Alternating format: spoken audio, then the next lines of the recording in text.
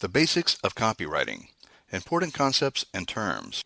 This information will help give you a foundation for all the copywriting you do for your business. Even if you are familiar with some of the terminology, going through this will give you a deeper understanding. Target market.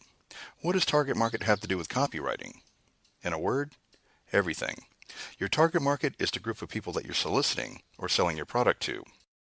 Without a clear target to write to, you cannot be as effective as you would be when you're addressing a specific individual. The more specific you are when you define your target market, the more effective your copywriting is going to be. Think of a target market as women, or moms for instance, or even pet owners. It's all too vague. What women? Which moms? Which pet owners? When defining your target market, you want to take into account as many considerations as possible.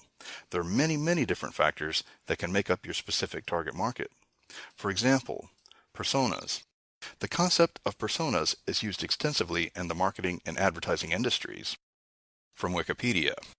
In marketing, personas are fictional characters created to represent the different user types within a targeted demographic, attitude, and/or behavior set that might use a site, brand, or product in a similar way. By addressing a specific persona, you can focus your copywriting very directly and very effectively. Age, income, interests. If it's a woman, her marital status may come into play. If it is moms, you might want to have an idea about the age of her children, if she works outside the home, etc. If it is a pet owner, what kind of pet she has, what breed, etc.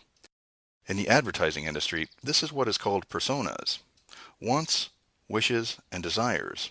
Problems that she needs solved. The last two in particular are important because this is what really motivates people to spend their money and buy products. Yes, they buy to satisfy their immediate needs, but desire is what drives people to spend their money readily. To help you further, here are some important human motivators that affect decision making. Considering them in terms of your target market will help you understand what motivates your readers to take action. Fear, exclusivity, guilt, greed, need for approval, convenience, pleasure. Some people might see it as unethical to play on the emotions of their potential customer, but you can use this information to really understand what motivates your target market and do it within the levels of your comfort. After all, being a copywriting wizard means finding the right customer for your product and showing them how they'll benefit from using it. The more you understand your target market, the easier it will be to sell to them, and this will help you to understand their point of view, problems that they have, and how much they'd like a solution. The problem with being too vague. I've seen so many internet marketers who try the vague, be everything to everyone approach, and it's really tough to make it work as a small business owner.